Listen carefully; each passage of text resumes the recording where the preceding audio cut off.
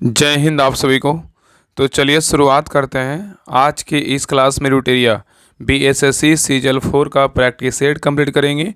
और ये practice set देखिए सहायक प्रशाखा पदाधिकारी एएसओ के लिए इंपॉर्टेंट है और चतुर्थ स्नातक स्तरीय संयुक्त परीक्षा के लिए प्रारंभिक परीक्षा जो होने वाला है जो है ना इसके लिए बहुत इंपॉर्टेंट है। और सीजल 4 के लिए जो है ना स्पेशल प्रैक्टिस सेट रूटेरिया की तरफ से निकाला गया है। तो बहुत बेहतरीन प्रैक्टिस सेट है। अगर पहली क्लास को देखे होंगे तो आपको पता चल गया होगा किस प्रकार इसमें जो है ना क्वेश्चन का लेवल दिया गया है।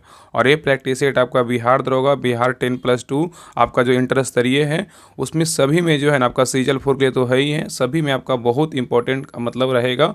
और एग्जाम में जो है ना आपको क्वेश्चन देखने को पूरा मिलेगा, क्योंकि इस प्रकार क्वेश्चन का पैटर्न ही इस प्रकार दिया गया है।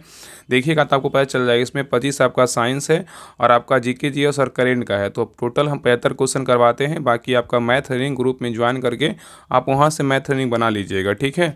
बाकी इस बुक में हम practice set number 1, practice set number 2, practice set number 3 करवा चुके हैं। आज जो देखने वाले हैं प्रैक्टिस सेट नंबर 4 देखेंगे। तो ध्यानपूर्वक पूरी क्लास को देखिएगा और अंत तक क्लास को जरूर देखिएगा। और लास्ट में आप लोग कमेंट कर दिया कि आप लोग का 75 में कितना मार्क्स आया, ठीक है। तो चलिए शुरुआत करते हैं प्रैक्टिस सेट नंबर 4। तो देखिए प्रैक्टिस सेट नंबर 4 का पहला क्वेश्चन करें। यहाँ पे देखिए मिलान करना है। सूची 1 में क्या है, मस्तिष्क का भाग है। और सूची 2 में क्या है, तो कार्य है। कौन सा मस्तिष्क का भाग कार्य है उसका क्या है, इसके बारे में जो है ना बताना है। तो देखिए पहला है प्रमस्तिष्क। प्रमस्तिष्क का जो कार्य है क्या है, तो प्रमस्तिष्क का जो कार्य है क्या है, तो स्मृति एवं तर्क का जो है ना केंद्र होता है। क्या कहलाता है, प्रमस्तिष्क कहलाता है। आराम से अच्छे से कंप्लीट करेंगे। करा कि प्रमस्तिष्क का जो है ना भाग का कार्य क्या होता है, तो स्मृति का एवं तर्क केंद्र होता है। और हाइपोथैलेमस का जो कार्य है ना क्या है, तो हाइपोथैलेमस का जो कार्य है क्या है, तो ताप नियामक केंद्र है। क्या है, तो ताप नियामक केंद्र है। और नेक्स्ट है मेडुला ऑब्लिगेंटा। मेडुला ऑब्लिगेंटा का कार्य क्या है, तो इसका जो कार्य है श्वसन एवं हृदय स्पंदन की दर का जो है नियमन करना। अनुमस्तिष्क का कार्य क्या है, अनुमस्तिष्क का जो कार्य है पेशीय संतुलन है। क्या है, पेशीय संतुलन है। तो इसका उत्तर क्या हो जाएगा, 3, 4, 2, 1। ऑप्शन नंबर क्या होगा, तो डी होगा। चलिए आगे देखिए। नेक्स्ट क्वेश्चन नंबर 2 पे आइए। करा प्रोकैरियोटिक कोशिकाओं की साइटोप्लाज्मिक झिल्ली किससे बनी होती है, बताइए। करा कि प्रोकैरियोटिक कोशिकाओं की साइटोप्लाज्मिक झिल्ली किससे बनी होती है। तो 2 का सही उत्तर होगा ऑप्शन नंबर 1, फॉस्फोलिपिड्स की बनी होती है। किसकी बनी होती है, फॉस्फोलिपिड्स की बनी होती है। नेक्स्ट आइए। करा कि मांसपेशियों के संकुचन और विश्राम के लिए कौन सा खनिज महत्वपूर्ण है, बताइए। क्वेश्चन कर रहा है कि मांसपेशियों के संकुचन और विश्राम के लिए कौन सा खनिज महत्वपूर्ण है, बताइए। तो 3 का सही उत्तर होगा ऑप्शन नंबर 1, कैल्शियम है। क्या है, तो कैल्शियम है। नेक्स्ट ये करा है कि किस जगत में ऐसे जीव शामिल है जो स्वपोषी और बहुकोशिकीय है, बताइए। क्वेश्चन कर रहा है कि किस जगत में ऐसे जीव शामिल हैं जो स्वपोषी और बहुकोशिकीय हैं। तो 4 का सही उत्तर क्या होगा, तो ऑप्शन नंबर 1, पादप जगत है। क्या है, तो पादप जगत है। नेक्स्ट ये करा है कि हमारे शरीर में थाइमस ग्रंथि कहाँ स्थिर रहती है, बताइए। हमारे शरीर में थाइमस ग्रंथि कहाँ स्थित रहती है, बताइए। तो 5 का सही उत्तर होगा ऑप्शन नंबर सी, ऊपरी छाती में रहता है। कहाँ रहता है, ऊपरी छाती में रहता है। तो याद रखिए कि थाइमस ग्रंथि ऊपरी छाती में छाती की हड्डी के ठीक पीछे पाया जाता है। और यह सफ़ेद रक्त कोशिकाओं मतलब लिम्फोसाइट का उत्पादन करता है जो शरीर के प्रतिरोधक क्षमता प्रदान करती है। नेक्स्ट है ये करा कि डीएनए में कितने नाइट्रोजन जो है ना बेसिस पाए जाते हैं, बताइए। क्वेश्चन कर रहा है कि डीएनए में कितने नाइट्रोजनी क्षार पाए जाते हैं। तो 6 का सही उत्तर होगा ऑप्शन नंबर क्या हो जाएगा, तो सी होगा। 4 पाए जाते हैं। कितने पाए जाते हैं, 4 पाए जाते हैं। याद रखिए 4 नाइट्रोजन क्षार जो है ना, पहला क्या है एडेनाइन है, दूसरा बोलेगा तो बट एडेनाइन को ए से डोनेट करेंगे, तो दूसरा थाइमीन होता है, तीसरा साइटोसिन और चौथा बोलेगा तो गुआनिन होता है। और ये हमेशा जो है ना इसका मतलब एडेनाइन मतलब ए हुआ इसका संकेत, और थाइमीन मतलब टी, ठीक है। और साइटोसिन मतलब सी से बोल सकते हैं, और गुआनिन मतलब क्या है, तो जी है। और ये हमेशा टी के साथ और सी हमेशा जी के साथ जोड़े जाते हैं, ठीक है। चलिए आगे देखिए। नेक्स्ट ये करा है क्वेश्चन नंबर 7 करा है कि निम्नलिखित में से कौन सा तत्व परमाणु ईंधन की श्रेणी में नहीं आता है, बताइए। क्वेश्चन करा है निम्नलिखित में से कौन सा तत्व परमाणु ईंधन की श्रेणी में नहीं आता है। तो 7 का सही उत्तर होगा ऑप्शन नंबर बी, कैडमियम नहीं आता है, लेकिन यूरेनियम, प्लूटोनियम और थोरियम आता है। चलिए आगे देखिए। नेक्स्ट आइए क्वेश्चन नंबर 8 पे आइए। करा है कि निम्नलिखित में से कौन सा रोग बैक्टीरिया के कारण होता है, बताइए। करा निम्नलिखित में से कौन सा रोग बैक्टीरिया के कारण होता है। तो 8 का सही उत्तर होगा ऑप्शन नंबर 1, क्षय रोग जो है ना बैक्टीरिया के कारण होता है। नेक्स्ट आइए करा निम्नलिखित में से कौन सा असत फल का उदाहरण है, बताइए। असत फल इसमें कौन सा है, बताइए। तो 9 का सही उत्तर क्या होगा? Option number B. स्ट्रॉबेरी क्या है? तो असत फल है। आम क्या है? तो सत फल है। नारंगी क्या है? तो सत फल है। याद रखिए ना कि असत फल में कौन कौन आता है? स्ट्रॉबेरी आता है, अंजीर आता है और क्या अनानास, ये सब क्या है? असत फल में आता है। और याद रखिएगा असत फल जो है ना या सूडोकार्प एक ऐसा फल है जो किसी फूल के अंडाशय से नहीं बल्कि फूल के अन्य भागों से बनता, उसी को जो है ना असत फल कहते हैं। नेक्स्ट सही करें, किसी धावक को दौड़ने के बाद उरु मतलब जांग पेशी में ऐंठन और दर्द महसूस होती है, या निम्नलिखित में से किसके संचयन से होता है? बताइए। क्वेश्चन करा है किसी धावक को दौड़ने के बाद उरु मतलब जांग पेशी में ऐंठन और दर्द महसूस होता है, या निम्नलिखित में से किसके संचयन से होता है? तो 10 का सही उत्तर क्या होगा? तो ऑप्शन नंबर 1 लैक्टिक अम्ल। क्या होगा? तो लैक्टिक अम्ल। तो दौड़ने के बाद धावक को जांग की पेशी में लैक्टिक एसिड के जमाव के कारण दर्द और ऐंठन की जो है ना अनुभूति होती है। नेक्स्ट आइए करा कि आधुनिक आवर्त सारणी के संदर्भ में निम्नलिखित में कथनों में से कौन सा कथन सही नहीं है? यहाँ क्वेश्चन कर आधुनिक आवर्त सारणी के बारे में बोल रहा है कि कौन सा कथन जो है ना सही नहीं है। तो देखिए पहला करा एक ही समूह के सभी तत्वों की संयोजकता तथा इलेक्ट्रॉनों की संख्या समान होती है। ये क्या है? बिल्कुल सही है। एक ही समूह के सभी तत्वों की संयोजकता तथा इलेक्ट्रॉनों की संख्या समान होती है। ये क्या है? बिल्कुल सही है। आई करा कि प्रत्येक आवर्त दर्शाता है कि एक नया कोष इलेक्ट्रॉनों से भरा गया है। ये भी क्या है? सही है। और आवर्त सारणी में बाएं से दाएं जाने पर परमाणु त्रिज्या घटती है, जबकि समूह के ऊपर नीचे जाने आने पर परमाणु का आकार जो है ना बढ़ता है। यहाँ पे करा आवर्त सारणी में बाएं से दाएं जाने पर परमाणु त्रिज्या घटती है, जबकि समूह में ऊपर से नीचे जाने आने पर परमाणु का आकार बढ़ता है। ये भी क्या है? सही है। और आगे कह रहा है कि धात्विक अभिलक्षण आवर्त में बढ़ता था, समूह में क्या है? नीचे जाने पर घटता है। ये क्या है? गलत है। तो उत्तर क्या हो जाएगा? तो ऑप्शन नंबर डी क्या है? तो गलत है। याद रखिएगा ना कि धात्विक अभिलक्षण आवर्त में बाएं से दाएं जाने पर घटता है। धात्विक अभिलक्षण आवर्त में बाएं से दाएं जाने पर घटता है, क्योंकि आवर्त में बाएं से दाएं जाने पर परमाणु त्रिज्या में कमी के साथ साथ जो है धनायन बनाने की प्रवृत्ति कम हो जाती है। इसलिए क्या होगा? डी नंबर गलत होगा। बाकी ए, बी और सी क्या है? बिल्कुल सही है। बहुत अच्छा क्वेश्चन था। चलिए आगे देखिए क्वेश्चन नंबर 12 कह रहा है कि एक अज्ञात गैस जल में शीघ्रता से घुल जाती है और गैस युक्त जलीय घोल में लाल लिटमस नीला हो जाता है, और यह गैस हाइड्रोजन क्लोराइड के साथ सफ़ेद जो है ना सफ़ेद धूम्र भी देती है। यह अज्ञात गैस निम्न में से कौन सी? बताइए। क्वेश्चन करा एक अज्ञात गैस जल में शीघ्रता से घुल जाती है और गैस युक्त जलीय घोल में लाल लिटमस नीला हो जाता है। यह गैस हाइड्रोजन क्लोराइड के साथ सफ़ेद धूम्र में जो है ना धूम्र भी देती है। तो यह अज्ञात गैस निम्न में से कौन सी है? तो 12 का सही उत्तर होगा ऑप्शन नंबर सी अमोनिया है। क्या है? तो अमोनिया है। नेक्स्ट है करें निम्न युग्मों में से कौन सा युग्म जो है ना प्रति युग्म है? बताइए। प्रति कण युग्म है। करें निम्न युग्मों में से कौन सा युग्म कण प्रति कण युग्म है? तो 13 का सही उत्तर होगा ऑप्शन नंबर ए। क्या होगा? इलेक्ट्रॉन और क्या होगा? पॉजिट्रॉन होगा। नेक्स्ट आइए करा तेल में तले हुए खाद्य पदार्थों को खरीदने से पहले उनकी निर्माण तिथि को अवश्य जांच लेना चाहिए, क्योंकि तेल विकृत जो है ना गंधी हो जाती है। इसका कारण क्या है? बताइए। क्वेश्चन कर रहा है कि तेल में तले हुए खाद्य पदार्थों को खरीदने से पहले उनकी निर्माण तिथि को अवश्य जांच लेना चाहिए, क्योंकि तेल विकृत गंधी हो जाती है। इसका क्या कारण है? बताइए। तो 14 का सही उत्तर क्या होगा? तो ऑप्शन नंबर ए होगा। क्या होगा? उपचयन। इसको क्या बोलेंगे? ऑक्सीकरण बोलेंगे। नेक्स्ट है करा कि निम्नलिखित में से किस तत्व की विद्युत धनात्मकता सर्वाधिक होगी? करा निम्नलिखित में से किस तत्व की विद्युत धनात्मकता सर्वाधिक होगी? तो 15 का सही उत्तर होगा ऑप्शन नंबर बी सीजियम का होता है। किसका होता है? सीजियम का होता है। ठीक है। और याद रखिए सीजियम जो है ना एक क्षारीय समूह का धातु है, जिसका संकेत CS, और याद रखिए परमाणु संख्या 55 तथा परमाणु भार बोलेगा 132.81 होता है। चलिए आगे देखिए। नेक्स्ट आइए करें कि जब ध्वनि के तारत्व मतलब पिच में वृद्धि होती है तब निम्नलिखित में से किसकी वृद्धि होती है? बताइए। क्वेश्चन करें कि जब ध्वनि के तारत्व मतलब पिच में वृद्धि होती है तब निम्नलिखित में से किसकी वृद्धि होती है? तो 16 का सही उत्तर होगा ऑप्शन नंबर सी आवृत्ति की जो है ना वृद्धि होती है। नेक्स्ट आइए करें कि निम्नलिखित कथनों में से कौन सा कथन क्या है? तो असत्य है।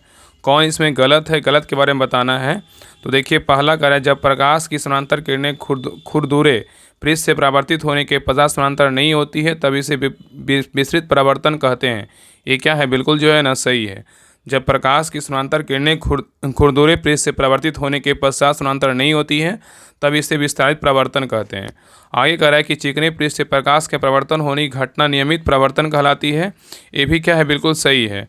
और आगे कह रहा है इस विस्तृत परावर्तन में परावर्तनों के नियम का सफलतापूर्वक पालन नहीं होता है। यही क्या है? गलत है। याद रखिए विस्तृत प्रवर्तन में प्रवर्तनों के नियम का सफलतापूर्वक जो है ना पालन होता है। यहाँ पे ये होगा। आगे देखिए कह रहा है कि नियमित प्रवर्तन में प्रवर्तनों के नियम का पालन होता है। ये क्या है? बिल्कुल सही है। तो ए, बी और डी सही, लेकिन सी क्या है? तो गलत। उत्तर क्या होगा? ऑप्शन नंबर सी हो जाएगा। चलिए आगे देखिए, कह रहा है विद्युत चुम्बकीय प्रेरण की परिघटना है, क्या है बताइए। विद्युत चुम्बकीय प्रेरण की घटना क्या है। तो 18 का सही उत्तर क्या होगा, तो ऑप्शन नंबर सी होगा। कुंडली तथा चुंबक के बीच अपेक्षिक गति के कारण कुंडली में प्रेरित विद्युत धारा का जो है ना उत्पन्न होता है। नेक्स्ट है, कह रहा है कि निम्नलिखित में से कौन सा नियम बताता है कि एक वस्तु स्थिर अवस्था में ही रहेगी और गतिमान वस्तु एक स्थिर वेग के साथ गति में जारी रहेगी जब तक कि असंतुलित बल द्वारा कार्य नहीं किया जाता है। बताइए, यहाँ पे क्वेश्चन कर रहा है निम्नलिखित में से कौन सा नियम बताता है कि एक वस्तु स्थिर अवस्था में ही रहेगी और गतिमान वस्तु एक स्थिर वेग के साथ गति में जारी रहेगी जब तक कि असंतुलित बल द्वारा कार्य नहीं किया जाता है। बताइए, तो 19 का सही उत्तर क्या होगा, तो ऑप्शन नंबर 1 होगा। न्यूटन का जो है ना पहला नियम है।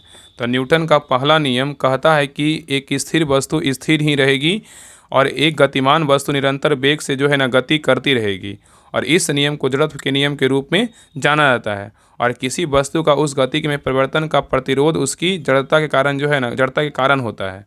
चलिए आगे देखिए, क्वेश्चन नंबर आइए 20 पे कह रहा है कि पूर्ण आंतरिक परिवर्तन क्या है। बताइए, पूर्ण आंतरिक जो परिवर्तन है क्या है। बताइए, तो 20 का सही उत्तर क्या होगा, ऑप्शन नंबर सी होगा। जब प्रकाश एक क्रांति कोण मतलब क्रिटिकल एंगल के कारण उसी माध्यम में जो है ना वापस क्या होता है, परिवर्तित होता है।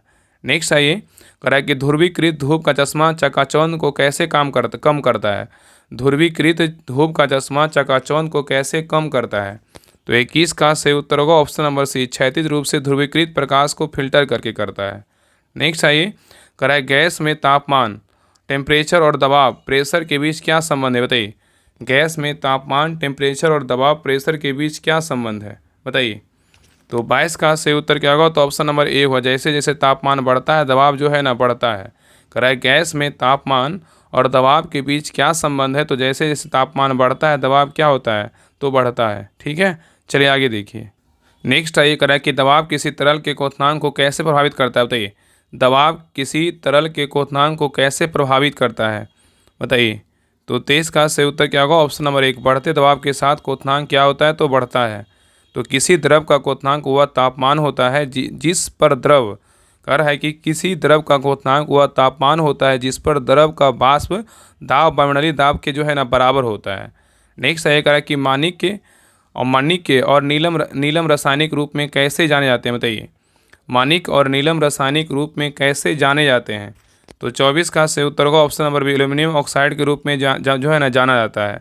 तो माणिक और नीलम दोनों ही खनिज कोरेंडम की किस्में हैं और कोरेंडम का रासायनिक सूत्र बोलेगा Al2O3 है जो एल्यूमिनियम ऑक्साइड है और रंग में अंतर कुछ अशुद्धियां कारण होता है। नेक्स्ट है, ये कह रहा है कि निम्नलिखित में से कौन सी नीतियाँ असंदिग्ध रूप से ब्याज दर बढ़ाने में सहायता करती है जिसके फलस्वरूप मुद्रा अवमूल्यन जो है ना एप्रिसिएशन ऑफ करेंसी होता है। बताइए, क्वेश्चन कर रहा है निम्नलिखित में से कौन सी नीतियाँ असंदिग्ध रूप से ब्याज दर बढ़ाने में सहायता करती है जिसके फलस्वरूप मुद्रा अधिमूल्यन होता है। बताइए, क्या होगा। तो 25 का सही उत्तर होगा ऑप्शन नंबर डी, संकुचनकारी मौद्रिक नीति और विस्तारकारी राजकोषीय नीति होगा। नेक्स्ट है, करा कि सरकार द्वारा व्यय में कमी के कारण निजी निवेश व्यय में संकुचन को क्या कहते हैं। क्वेश्चन कर रहा है कि सरकार द्वारा व्यय में कमी के कारण निजी निवेश में व्यय में संकुचन को क्या कहते हैं। तो 26 का सही उत्तर होगा ऑप्शन नंबर 1, निजी निवेश का बहिर्गमन मतलब क्राउडिंग जो है ना आउट कहते हैं। नेक्स्ट आइए, कह रहा है मिश्रित संदर्भ अवधि के आधार पर मस्तिष्क प्रति व्यक्ति उपभोग व्यय के संदर्भ में गरीबी के परिकलन की सिफारिश किसके द्वारा की गई थी। क्वेश्चन कर रहा है कि मिश्रित संदर्भ अवधि के आधार पर मासिक प्रति व्यक्ति उपभोग व्यय के संदर्भ में गरीबी के परिकलन की सिफारिश किसके द्वारा की गई थी। तो 27 का सही उत्तर होगा ऑप्शन नंबर सी, दांडेकर समिति के द्वारा किया गया था। नेक्स्ट है, करा कैस्पियन सागर में गिरने वाली यूरोप की सबसे लंबी नदी कौन सी है। बताइए, कैस्पियन सागर में गिरने वाली यूरोप की सबसे लंबी नदी कौन सी है। तो 28 का सही उत्तर होगा ऑप्शन नंबर 1, बोल्गा नदी है। क्या है, तो बोल्गा नदी है। नेक्स्ट है, करा शिवालिक के पर्वत पाद में नदियों द्वारा लाए गए कंकड़ एवं पत्थर से निर्मित मैदान को क्या कहते हैं। क्वेश्चन कर रहा है कि शिवालिक के पर्वतपाद में नदियों द्वारा लाए गए कंकड़ एवं पत्थर से निर्मित मैदान को क्या कहते हैं। तो 29 का सही उत्तर होगा ऑप्शन नंबर क्या हो जाएगा, तो डी, भाबर कहते हैं। क्या कहते हैं, भाबर कहते हैं। तो याद रखिए ना कि भाबर शिवालिक के पर्वतपाद पर सिंधु से लेकर तीस्ता तक एक पट्टी के रूप में विस्तृत है और यह कंकरीला और परागम्य मैदानी भाग है जिसका निर्माण नदियों द्वारा लाए गए कंकड़ एवं अन्य पथरीले अवसादों के हिमालय से उतरने समय निरीक्षण से होता है, निक्षेपण से होता है। ठीक है। नेक्स्ट है, निम्न में से कौन भारत की सबसे बड़ी जनजाति है, बताइए, सबको पता है कौन सी जाति है, क्या होगा? तो भील है। क्या है? भील है। ये क्वेश्चन हम कितना बार करवा चुके हैं टेस्ट में। तो सभी लोग टेस्ट देते हैं कि नहीं देते हैं? अगर नहीं देते हैं तो ज्वाइन कर लिए, डिस्क्रिप्शन में लिंक है नंबर 1 ग्रुप टेस्ट सीरीज का। उसमें शाम में 3 बजे बिहार दरोगा का प्रैक्टिस सेट होता है और रात में 7 बजे 7:30 बजे आपका एरुटेरिया एनसीईआरटी का टेस्ट होता है 5000 का, और रात में 10 बजे आपका एरुटेरिया 7500 एनसीईआरटी का टेस्ट होता है। इस सभी का होमवर्क अगर आपको पढ़ करके टेस्ट देना है तो आप लोग बिहार दरोगा जो ग्रुप बता रहे हैं उसको ज्वाइन कर लीजिए। उसमें आपका ये भी पीडीएफ आपको मैथ रीजनिंग का सारा फुल पीडीएफ आपको मिल जाएगा। तो वहाँ से प्रैक्टिस सेट जो है ना पूरा हम आपको जीके जीएस तो करवा ही दे रहे हैं, आप वहाँ से मैथ रीजनिंग सारा बना लीजिएगा। और बाकी आप जो टेस्ट है ना एरुटेरिया 7500 और 5000 का होमवर्क पढ़ करके टेस्ट लगाइए। बाकी प्रैक्टिस सेट तो बिना होमवर्क का होता है। प्रैक्टिस सेट तो आपको जांचने के लिए होता है कि हाँ कितना नंबर आ रहा है, कितना आपका लेवल है, किस प्रकार आपका तैयारी है, उस आधार पर आपका जाँच होता है। चलिए आगे देखिए, क्वेश्चन नंबर 31 कर रहा है कि आदा मावा का पठार किस देश में स्थित है? बताइए, आदा मावा का पठार किस देश में स्थित है? तो 31 का से उत्तर होगा ऑप्शन नंबर बी, नाइजीरिया में है। कहाँ है? तो नाइजीरिया में है। नेक्स्ट है कह रहा है किस भौगोलिक क्षेत्र को अनुसूचित क्षेत्र घोषित करने का संवैधानिक अधिकार किसको है? बताइए, किसी भौगोलिक क्षेत्र को अनुसूचित क्षेत्र घोषित करने का संवैधानिक अधिकार किसको है? तो 32 का सही उत्तर होगा ऑप्शन नंबर बी, राष्ट्रपति को है। किसको है? तो राष्ट्रपति को है। नेक्स्ट है ये कह रहा है कि भारतीय संघवाद को सहकारी संघवाद किसने कहा?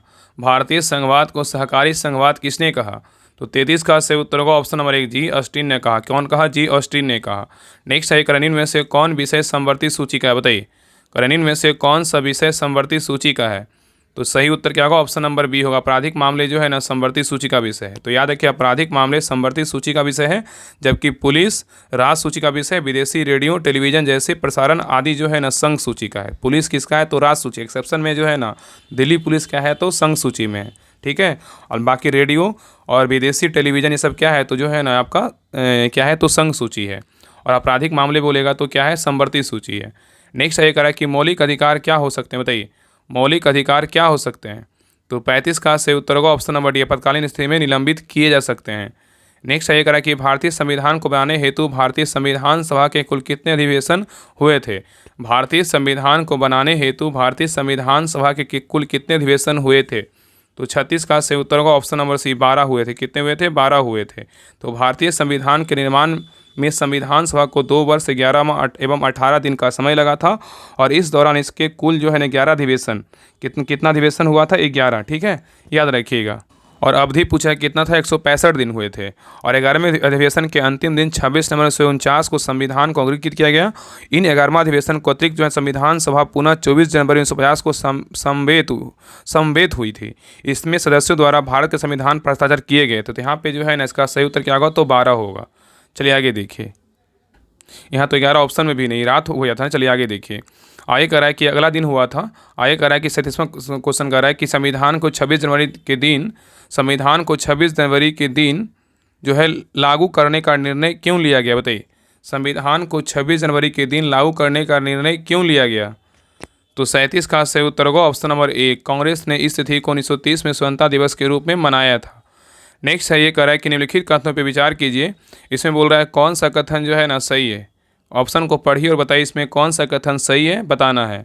तो देखिए, पहला कह रहा है कि तृतीय गोलमेज सम्मेलन के विचार विमर्श की परिणति भारत सरकार अधिनियम 1935 के पारित होने के रूप में हुई थी। ये क्या है? बिल्कुल सही है। तृतीय गोलमेज सम्मेलन के विचार विमर्श की परिणति भारत सरकार अधिनियम 1935 के पारित होने के रूप में हुई थी। बिल्कुल सही है। और दूसरा कह रहा है भारत सरकार अधिनियम 1935 ने ब्रिटिश भारत के सूबों और भारतीय रियासतों के एक संघ पर आधारित ऑल इंडिया फेडरेशन गठन का उपबंध किया था। ये भी क्या है? बिल्कुल सही है। ठीक है, तो दोनों कथन इसमें क्या है? बिल्कुल सही। 1 और 2 दोनों क्या है? बिल्कुल सही है। नेक्स्ट आइए, कह रहा है कि निम्नलिखित में से संविधान सभा के संघ संविधान समिति के अध्यक्ष कौन था? बताइए, क्वेश्चन कह रहा है कि निम्नलिखित में से संविधान सभा के संघ संविधान समिति के अध्यक्ष कौन था? तो 39 का सही उत्तर होगा ऑप्शन नंबर क्या हो जाएगा? तो सही उत्तर होगा option number C, Jawaharlal Nehru थे। कौन थे? जवाहरलाल नेहरू थे। संघ संविधान समिति के बोलेगा तो कौन अध्यक्ष थे? पंडित जवाहरलाल नेहरू थे। और नियम समिति का बोलेगा डॉक्टर राजेंद्र प्रसाद थे। और संचालन समिति का बोलेगा अध्यक्ष कौन थे? राजेंद्र प्रसाद ही थे। ठीक है, चलिए आगे देखिए, क्वेश्चन नंबर 40 पे आइए। करा निम्नलिखित में से किस राज्य ने चिनार के पेड़ों के संरक्षण के लिए ट्री आधार मिशन शुरू किया है? बताइए, क्वेश्चन कर रहा है कि निम्नलिखित में से किस राज्य ने चिनार के पेड़ों के संरक्षण के लिए ट्री आधार मिशन शुरू किया है? किसने किया है? तो 40 का सही उत्तर होगा ऑप्शन नंबर 1, जम्मू कश्मीर किया है। नेक्स्ट ये कह रहा है कि किस राज्य में स्थित उधवा झील को रामसर साइट में शामिल किया गया है? कह रहा है किस राज्य में स्थित उधवा झील को रामसर साइट में शामिल किया गया है। तो 41 का सही उत्तर होगा ऑप्शन नंबर बी, झारखंड को जो है शामिल किया गया है। चलिए आगे देखिए। नेक्स्ट आइए क्वेश्चन नंबर 42 पे आइए। कह रहा है कि हाल ही में भारतीय सर्वोच्च न्यायालय ने भारत में 6 प्रमुख शहरों में हाथ से मैला ढोने की प्रथा पर प्रतिबंध लगा दिया है और निम्नलिखित में से कौन सा शहर इसमें जो है ना शामिल नहीं है, बताइए। यहाँ पे क्वेश्चन कर रहा है कि हाल ही में भारतीय सर्वोच्च न्यायालय ने भारत के 6 प्रमुख शहरों में हाथ से मैला ढोने की प्रथा पर प्रतिबंध लगा दिया है, तो इनमें से बोल रहा है कौन सा शहर इसमें जो है ना शामिल नहीं है, बताइए। तो 42 का सही उत्तर होगा ऑप्शन नंबर डी, पटना शामिल नहीं, लेकिन दिल्ली शामिल है, कोलकाता शामिल है, मुंबई शामिल है। तो याद रखिएगा कि सुप्रीम कोर्ट द्वारा हाथ से मैला ढोने की प्रथा को समाप्त करने का निर्णय दिया गया है, जिसमें दिल्ली, मुंबई, कोलकाता, बेंगलुरु, चेन्नई और हैदराबाद में इसे पूर्ण रूप से जो है ना प्रतिबंधित कर दिया गया है, लेकिन पटना में नहीं है। ठीक है, चलिए आगे देखिए। कह रहा है कि हाल ही में किन 2 भारतीय शहरों में रामसर कन्वेंशन के तहत अंतर्राष्ट्रीय स्तर प्राथभूमि शहरों के रूप में मान्यता दी गई है। हाल ही में कह रहा है किन 2 भारतीय शहरों को रामसर कन्वेंशन के तहत अंतर्राष्ट्रीय स्तर प्राथभूमि शहरों के रूप में मान्यता दी गई है।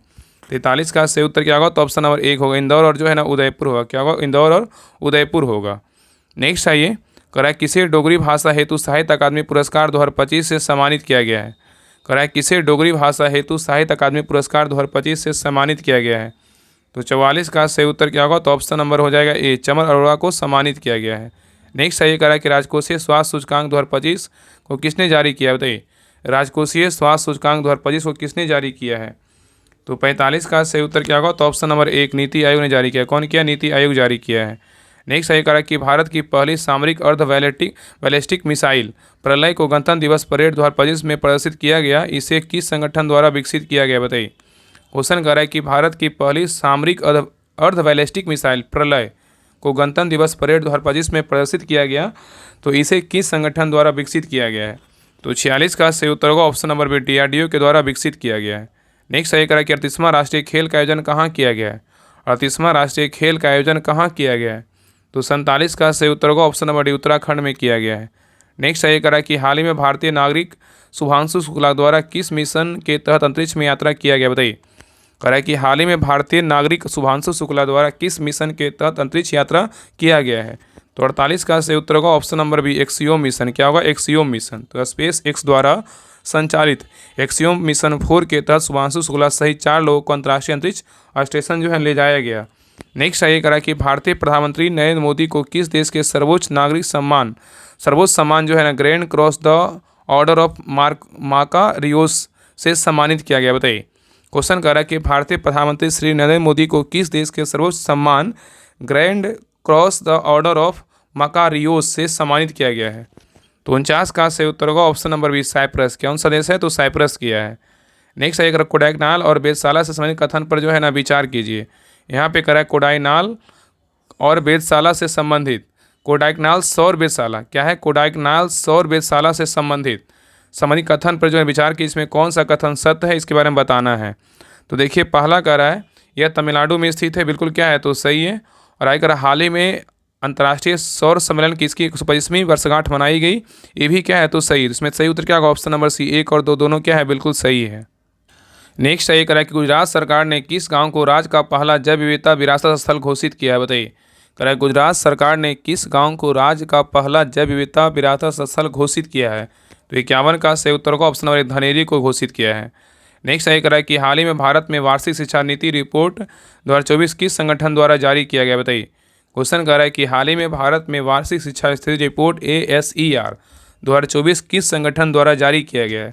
तो 52 का सही उत्तर का ऑप्शन नंबर 1 प्रथम फाउंडेशन के द्वारा जारी किया गया है। नेक्स्ट है कह रहा है किस राज्य में राष्ट्रीय सहकारी विश्वविद्यालय की स्थापना की जाएगी, बताइए। कह रहा है किस राज्य में राष्ट्रीय सहकारी विश्वविद्यालय की स्थापना की जाएगी। तो 53 का सही उत्तर का ऑप्शन नंबर बी गुजरात में किया जाएगा। नेक्स्ट है कह रहा है कि किस राज्य में भारत का सबसे लंबा फ्लाईओवर बन रहा है, बताइए। कह रहा है किस राज्य में भारत का सबसे लंबा फ्लाईओवर बन रहा है। तो 54 का सही उत्तर का ऑप्शन नंबर डी केरल में बन रहा है। कहाँ बन रहा है, केरल में। तो केरल में भारत का सबसे लंबा फ्लाईओवर बन रहा है और इसकी लंबाई 12.75 किलोमीटर होगी तथा इसे NH66 पर जो है NH66 पर बनाया जाएगा। और भारत का सबसे लंबा रेल ब्रिज पूछेगा तो क्या है, रेलवे पुल, तो जम्मू कश्मीर के चिनाव रेल ब्रिज है, ठीक है। चलिए आगे देखिए कह रहा है कि भारत के नए उपराष्ट्रपति हेतु जनतांत्रिक गठबंधन NDA की तरफ से किस उम्मीदवार को घोषित किया गया, बताइए। भारत के नए उपराष्ट्रपति हेतु जनतांत्रिक गठबंधन NDA के तरफ से किसे जो है उम्मीदवार घोषित किया गया है? तो सबको पता है 55 का डी होगा कि सीपी राधाकृष्णन को जो है ना इनको घोषित किया गया और ये जीत भी चुके हैं। तो वर्तमान में उपराष्ट्रपति कौन है? सीपी राधाकृष्णन है। नेक्स्ट ये करा कि करगम कहाँ का लोक नृत्य है? बताइए, करगम जो है ना कहाँ का लोक नृत्य है? तो क से करगम, क से क्या हो जाएगा बताइए? तो कर्नाटक नहीं होगा, यहाँ पे क्या होगा? तमिलनाडु होगा। क्या होगा? तमिलनाडु का है। बहुत लोग याद करते हैं ना क से करगम, तो क से कहाँ होगा? कर्नाटक। तो करगम जो है ना तमिलनाडु का लोक नृत्य है, याद रखिएगा। और करगट्टम, कवाडी अट्टम, कोलट्टम तथा मलयाट्टम इत्यादि जो है ना सभी का किसका है? तो तमिलनाडु का है। किसका है? तमिलनाडु का है। ठीक है। और भरतनाट्यम तमिलनाडु का एक प्रसिद्ध शास्त्रीय नृत्य है जो महिलाओं द्वारा किया जाता है। और मोहिनी अट्टम महिलाओं द्वारा किया जाने वाला शास्त्रीय नृत्य है। यह केरल में क्या है? केरल से संबंधित है। नेक्स्ट आइए, निम्नलिखित में से किस शहर को शाश्वत नगर के नाम से जाना जाता है? निम्नलिखित में से किस शहर को शाश्वत नगर के नाम से जाना जाता है? तो 57 का से उत्तर का ऑप्शन नंबर सी, रोम को जानते हैं। किसको जानते हैं? रोम को जानते हैं। नेक्स्ट है, निम्नलिखित में से कौन सही सम्मिलित नहीं है? बताइए, इसमें कौन सा गलत है? गलत को बारे में बताना है। यहाँ पे देखिए खिलाड़ी और यहाँ पे क्या है? संबंधित खेल है। देखिए ऐसा क्वेश्चन ना बिहार दुर्गा में क्वेश्चन जरूर पूछेगा कि कौन सा खिलाड़ी का संबंध किससे है। तो देखिए पहला इसमें है हितेश गुलेरिया का संबंध किससे? हितेश गुलिया का संबंध मुक्केबाजी से है। बिल्कुल क्या है? तो सही है। और सौरभ कोठारी का संबंध किससे है? तो बिलियर्ड से है। ये भी कथन क्या है? बिल्कुल सही है। और प्रणति नायक का संबंध किससे है? तो जिम्नास्टिक से है। ये भी क्या है? बिल्कुल सही है। और अरुणा रेड्डी का संबंध बोलेगा बैडमिंटन से। ये क्या है? बिल्कुल जो है ना गलत है। अरुणा रेड्डी का संबंध बोलेगा तो जिम्नास्टिक से। किससे? जिम्नास्टिक से है। ठीक है। तो यहाँ पे उत्तर क्या होगा? ऑप्शन नंबर डी होगा। बाकी ए बी सी सही है। चलिए आगे देखिएगा, विश्व मौसम विज्ञान दिवस कब मनाते हैं? बताइए, विश्व मौसम विज्ञान दिवस कब मनाया जाता है? तो 59 का से उत्तर होगा ऑप्शन नंबर बी, 23 मार्च को जो है ना विश्व मौसम विज्ञान दिवस मनाते हैं। तो विश्व मौसम विज्ञान दिवस बोलेगा तो 23 मार्च, अंतर्राष्ट्रीय प्रसन्नता दिवस बोलेगा तो 20 मार्च, और विश्व रंगमंच दिवस बोलेगा तो 27 मार्च, और विश्व क्षय रोग दिवस बोलेगा तो 24 मार्च को मनाते हैं, और राष्ट्रीय टीकाकरण दिवस बोलेगा तो 16 मार्च को मनाते हैं, और विश्व वन दिवस बोलेगा तो 21 मार्च को मनाते हैं, और विश्व गौरैया दिवस बोलेगा तो 20 मार्च को मनाते हैं। ये सभी दिवस जो है ना मार्च का बहुत इंपॉर्टेंट दिवस है, और ये सब दिवस जो है एग्जाम में पूछता है और पूछने की पूरी संभावना होती भी है। चलिए आगे देखिए रहा कि सोहरा निम्नलिखित में से किसका मूल नाम है? बताइए, सोहरा निम्नलिखित में से किसका मूल नाम है? तो 60 का से उत्तर का ऑप्शन नंबर एक चेरापूंजी का है।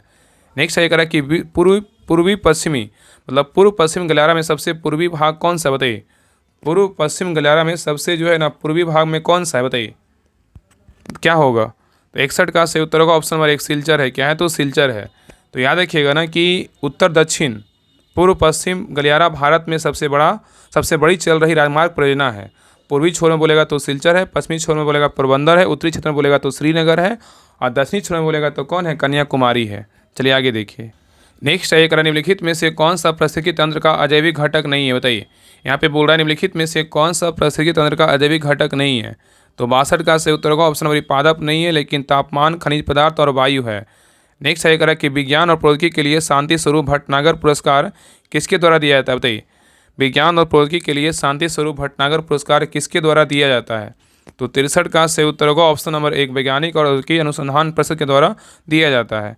नेक्स्ट आएगा कि प्रधानमंत्री फसल बीमा योजना PMFBY किस वर्ष शुरू की गई थी? बताइए, प्रधानमंत्री फसल बीमा योजना PMFBY किस वर्ष शुरू किया गया था?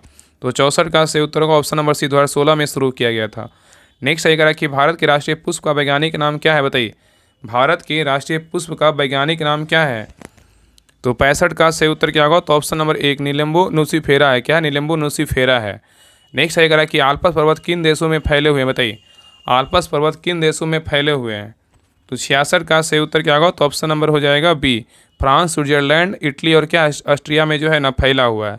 तो आल्प्स पर्वत फ्रांस, स्विट्जरलैंड, इटली और ऑस्ट्रिया में फैला हुआ है, और यह एक नवीन बलित पर्वत है जिसकी सबसे ऊंची चोटी माउंट ब्लैक है। ठीक है। चलिए आगे देखिए, यहाँ पे मिलान करने बोल रहा है। सूची 1 में क्या है? तो नगर है। सूची 2 में क्या है? तो नदी है। कौन सा नगर के किनारे कौन सा नदी है, इसके बारे में जो है ना बताना है।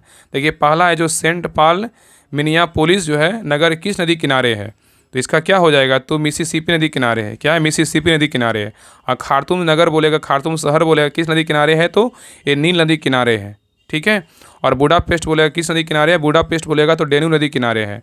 और नाम पेन बोलेगा तो मिकांग नदी किनारे है। तो उत्तर क्या होगा? 3, 4, 1, 2। तो उत्तर क्या हो जाएगा? ऑप्शन नंबर डी होगा। चलिए आगे देख रहा है कि बिहार में विक्रमशिला विश्वविद्यालय के संबंध में निम्नलिखित में से कथन विचार कीजिए। उपरोक्त में से कौन सा कथन गलत है? देखिए यहाँ पे कह रहा है कि बिहार में विक्रमशिला विश्वविद्यालय के संबंध में निम्नलिखित कथनों विचार कीजिए, इसमें कौन सा कथन गलत है, गलत के बारे में बताना है। तो देखिए पहला कह रहा है कि बिहार जो विक्रमशिला विश्वविद्यालय है ना, ये बिहार के वर्तमान बांका जिले में स्थित है। ये क्या है, बिल्कुल गलत है। बांका में नहीं है, भागलपुर में है। क्या होगा, भागलपुर होगा। ठीक है, आगे देखिए कह रहा है कि इसकी स्थापना पाल वंश के राजा गोपाल ने किया था। विक्रमशिला विश्वविद्यालय का स्थापना जो है ना गोपाल प्रथम ने किया था। ये भी क्या है, गलत है। विक्रमशिला विश्वविद्यालय का स्थापना गोपाल ने नहीं, धर्मपाल ने किया था। तो 1 और 2 क्या है, गलत हो गया।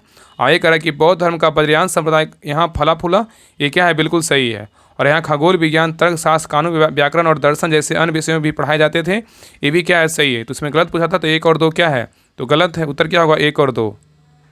नेक्स्ट आइए, कह रहा है कि निम्नलिखित में से कौन भूमि उत्पाद पर लगने वाले कर को जो है इंगित करता है, बताइए। कह रहा है निम्नलिखित में से कौन भूमि उत्पाद पर लगने वाले कर को इंगित करता है, कौन करता है। अपने उत्तर का चयन कीजिए कुटू से। ऑप्शन दिया हुआ है, बताइए इसमें कौन इंगित करता है।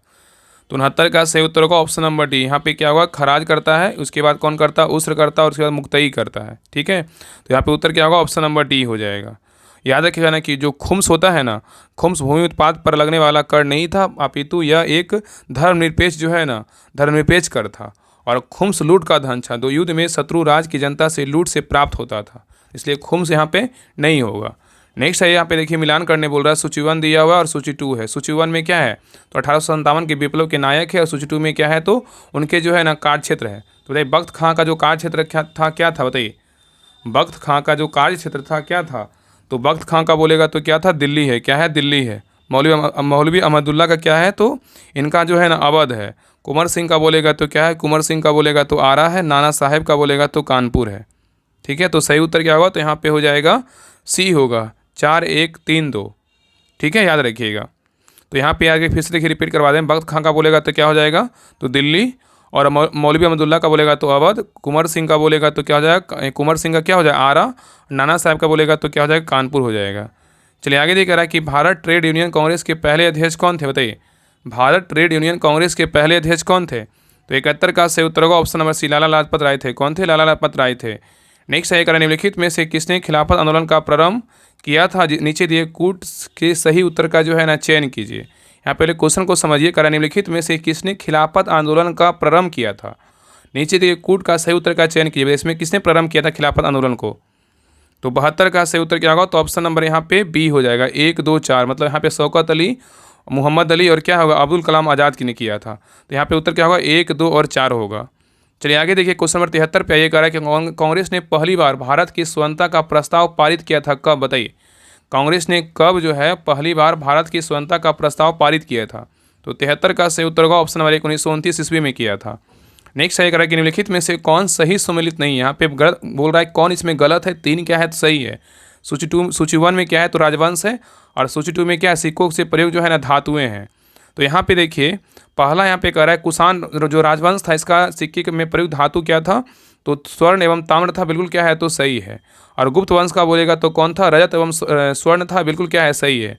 कुषाण का बोलेगा स्वर्ण एवं ताम्र, और गुप्त का बोलेगा स्वर्ण एवं रजत था, बिल्कुल सही है। और सातवाहन का बोलेगा तो स्वर्ण था, बिल्कुल सही है। और कलचूरी का बोले, यहाँ सॉरी 1 मिनट, सातवाहन का जो है ना, सातवाहन का स्वर्ण नहीं था, यही क्या हो, गलत हो जाएगा।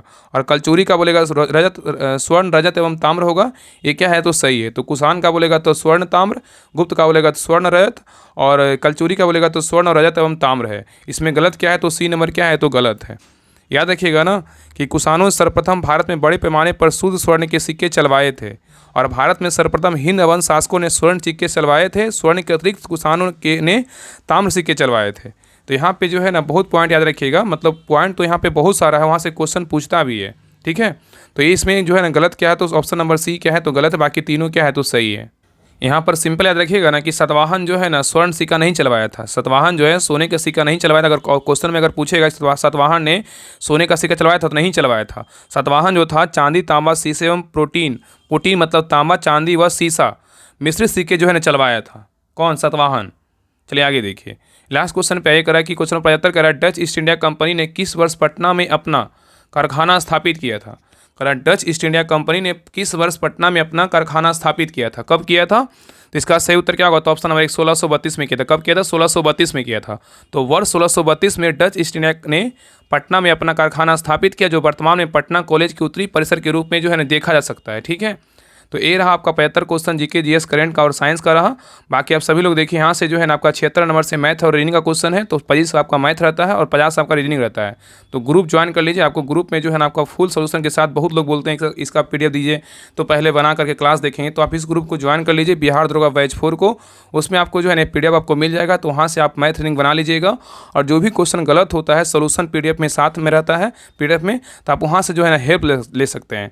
बाकी जिनको भी बिहार दरोगा बेसिक का शुरू से तैयारी करना है, जीके जीएस उनको कंप्लीट करना है, तो आज से जो है ना मतलब कल से आपका लूसेंट का होमवर्क, सब्जेक्टिव का, ऑब्जेक्टिव का और दृष्टि साइंस का, जिनका भी ग्रुप डी का भी एग्जाम है, चाहे आपका बिहार एसएससी का एग्जाम है, उसमें आपका 25 जो है ना साइंस का प्रश्न पूछता है। तो आपको तीनों बुक से आपको जो है ना होमवर्क मिलेगा और आपको पढ़ करके आना है। 12 घंटा आपको पहले, मतलब आज जैसे आज होमवर्क डाला जाएगा, तो आपको पूरा दिन, आपको रात में पूरा पढ़ना है, सुबह जो है ना टेस्ट लगाना है, ठीक है। तो ये बहुत अच्छा मौका है आपको, ये सब करवाया जाएगा आपको। बिहार दरोगा बैच जो 4 है उसी में आपको करवाया जाएगा। तो उस ग्रुप को ज्वाइन कर लिए, आपको हम बता देते हैं। इसमें आपका जो है ना आज होमवर्क स्टार्ट हो रहा है और कल से आपका तीनों का जो है ना टेस्ट स्टार्ट होगा, ठीक है। तो बिहार एसएससी वाले, बिहार दरोगा वाले और ग्रुप डी वाले, अगर साइंस आपको कम्प्लीट करना है, दृष्टि साइंस का, तो आप एक ग्रुप ज्वाइन कर सकते हैं। बाकी जीके जीएस आपका जितना करवाया जाएगा ना यहाँ पे, तो आप कर सकते हैं। लेकिन बिहार एसएससी या बिहार दरोगा के लिए बेहतरीन ग्रुप है। आपको जीके जीएस जो है यहाँ से अच्छे तरीके से कवर करवाया जाएगा। आपको पहले होमवर्क मिलेगा, पढ़ करके आपको जो है ना टेस्ट लगाना है। और ये देखिए टेस्ट का टाइमिंग कितना बजे है, तो 8 बजे आपका दृष्टि साइंस का टेस्ट होगा और 8:30 बजे आपका लूसेंट सब्जेक्टिव का टेस्ट होगा और 8 PM में जो है लूसेंट ऑब्जेक्टिव का टेस्ट होगा। मतलब आप सुबह 2 टेस्ट दीजिए, उसके बाद रात में आपका 8 बजे टेस्ट दीजिए। इसके अलावा आपका नंबर 1 ग्रुप टेस्ट सीरीज में आपका शाम में 3 बजे बिहार दरोगा का प्रैक्टिस सेट होता है और शाम में 7:30 बजे रूटेरिया 5000 का टेस्ट होता है और रात में 10 बजे आपका 7500 का टेस्ट होता है। ये 6 आपका जो तीनों टेस्ट होगा आपका बिहार दरोगा बैच 4 में टेस्ट होगा। तो जिनको भी लगता है कि हमें लूसेंट शुरू से पढ़ना है, बहुत लोग देखिए लूसेंट पढ़ नहीं पाते हैं पूरा बुक को। तो अगर आपको लगता है कि लूसेंट हमें शुरू से पढ़ना है, हमें कंप्लीट करना है, तो आपको इस ग्रुप को ज्वाइन कर लीजिए। आपको इसमें होमवर्क मिलेगा, आप उसको पढ़िएगा। आपको टारगेट वाइज आपको मतलब एक ऐसा मिलेगा ना होमवर्क कि आप उतना कर पाइएगा। लगेगा कि हाँ होमवर्क नहीं करेंगे तो उतना हम अच्छे से क्वेश्चन सही नहीं कर पाएंगे, मेरा नंबर नहीं आएगा। इस प्रकार आपको जो है ना टेंशन लगा रहेगा। तो आप शुरू से जो है ना बुक को खत्म कर सकते हैं। तो इस ग्रुप को ज्वाइन कर लीजिए और इसी ग्रुप को ज्वाइन करने पे जो है ना आपका ये जो पूरा डिटेल के साथ पीडीएफ है और आपका मैथ रीजनिंग का जो पीडीएफ फुल सेट का है, आपको बिहार दरोगा बैच 4 में ही मिलेगा। तो देखिए आपका बैच 4 के बारे में बता देते हैं। देखिए आपका जो है देखिए 150 क्वेश्चन का है ना, सारा देखिए सारा सोल्यूशन दिया हुआ है। तो आप जो बोलते हैं कि पीडीएफ कहाँ मिलेगा, तो बिहार दरोगा बैच जो देखिए ये आपका जो है ना बिहार दरोगा batch 4 target homework series plus practice set batch है, इसी को ज्वाइन कर लीजिए। इसी में आपका जो है ना पीडीएफ मिलेगा बीएसएससी सीजन 4 का जो भी क्लास करवाए हैं और बाकी लूसेंट का टेस्ट आपका इसी में स्टार्ट होगा। तो इसको ज्वाइन कर लीजिए। इसमें सारा आपको घटनाचक्र के साथ होमवर्क भी करवाया जाएगा और बाकी एनसीईआरटी का भी होमवर्क मिलेगा और बाकी ये सभी जो करेंट वगैरह का जो मैगजीन आएगा मंथली वाइज, आपको डेली वाइज भी मिलता है। तो आपको सारा मिलते रहेगा और बाकी आप ये दोनों का भी टेस्ट होगा। बाकी प्रैक्टिस सेट बिहार दरोगा आपको पर डे करवाया जाएगा। तो इस ग्रुप में ज्वाइन कीजिएगा। तो जो भी मार्केट का प्रैक्टिस सेट आएगा महत्वपूर्ण प्रैक्टिस सेट होगा। बाकी देखिए जो प्रैक्टिस सेट आया है सभी का पीडीएफ फोटो दिया हुआ है, तो आप देख सकते हैं। बाकी इस ग्रुप में ज्वाइन करने के लिए आपको 199 पेमेंट करना होगा। आप इस नंबर पर जो है ये देखिए व्हाट्सएप नंबर है और यही क्या है तो फ़ोनपे नंबर है। तो आप इस नंबर पे जो है ना पेमेंट करके इसी नंबर पे व्हाट्सएप स्क्रीनशॉट सेंड कर दीजिएगा। आपको लिंक जो है ना 10 मिनट के अंदर आपको मिल जाएगा। तो 199 पेमेंट करके आप ज्वाइन कर सकते हैं। जिनको भी ज्वाइन करना है, अगर लगता है कि लूसेंट हमें शुरू से पढ़ना है, बिहार दरोगा का शुरू से तैयारी करना है और आपको बीएसएससी सीजीएल 4 का प्रैक्टिस सेट का पीडीएफ चाहिए सेट लगाने के लिए, तो आप फिलहाल जो है ना आप इस ग्रुप को ज्वाइन कर लीजिए। अलग से जो है ना सीजीएल 4 का ग्रुप नहीं है। अगर आएगा तो हम आपको बता देंगे, लेकिन आपको जो इसमें जुड़ेंगे आपको हम ये जो सेट करवा रहे हैं आपको 18 सेट, इसके अलावा आपको एसओ का पहले भी 18 सेट 15 सेट करवाए थे, उसका भी पीडीएफ आपको डाल देंगे। तो टोटल आपका जो है ना 35-36 सेट हो जाएगा बीएसएससी सीजीएल के लिए। तो आप सभी लोग इस नंबर पे जो है ना अगर कुछ प्रॉब्लम होता है तो आप कॉल भी कर सकते हैं 7549392490। इस पर कॉल करके बात भी कर सकते हैं। बाकी पेमेंट करके यही नंबर है फ़ोनपे नंबर इसी पे, और ये क्या है व्हाट्सएप नंबर है, स्क्रीनशॉट भेज दीजिए। आपको 10 मिनट के अंदर ग्रुप का लिंक मिल जाएगा। बाकी सभी लोग अपना स्कोर शेयर कीजिएगा कि आप लोग का 75 में कितना मार्क्स आया और सभी लोग क्लास को लाइक कीजिएगा, शेयर कीजिएगा और चैनल पे नए हैं चैनल को सब्सक्राइब करके जरूर जाइएगा। ठीक है, तो मिलते हैं एक नई क्लास में, तब तक के लिए जय हिंद जय भारत।